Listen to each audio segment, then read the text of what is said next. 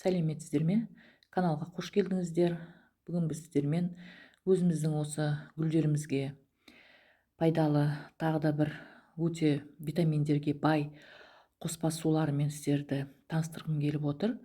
Біз гүлдерімізге кәдімгі қара су құйғанның орны сондай өзіміздің қолымызда қолжетімді өте пайдалы табиғи қоспаларды қосып гүлдерімізді суарсақ болады.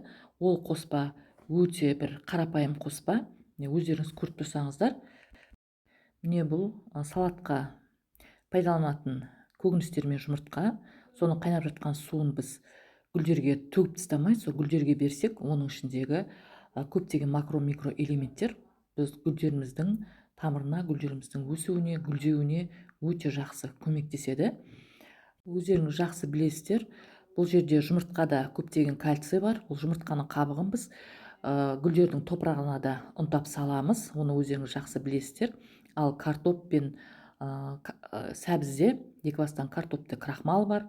Сәбізде көптеген витаминдер бар. Витаминді су гүлдердің өсуіне, гүл ашуына, топырақты құнарландырып, жақсы өсуіне көмектеседі. Міне енді мен жаңағы көкөністер қайнаған суды сүзіп алдым, өздеріңіз көрдіңіздер. Соған міне қайнаған ыстық суды қосып, суды жылытып алып жатырмын. Менің гүлдерім тез кебеді, өйткені үйдің ауасы құрғақ, үй ыстық болғандықтан ауа құрғақ болады. Сондықтан да гүлге топырағына құйылған су тез кебеді. 1-2 жетіде бұндай табиғи қоспаларды құятын уақытта гүлдерге алдын ала су құйып алмай-ақ, осы қоспамен бірден суара берсеңіздер болады. Бұл қоспаның ешқандай гүлдерге зияны жоқ.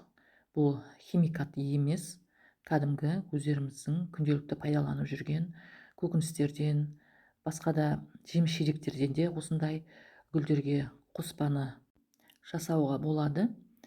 Қайнаған суға қабықтарын салып, 1 күн тұрғызып, сосын үстіне жылы су құйып, гүлдерге құя берсек болады. Ешқандай қорықпай пайдалана беріңіздер. Бұл өте қарапайым табиғи қоспа. Қайта гүлдеріңіз жақсы өсіп, жақсы көктемге қарай жақсы витаминді су алғаннан кейін тамырланып гүлдейтін болады. Міне мен сіздерге тағы да бір осы өзіміздің гүлдерімізге пайдалы қоспа туралы айттым. Егер де сіздерге пайдалы болса, сіздер де жасап көріңіздер. Сіздермен болған бақыт, сау саламатта болыңыздар.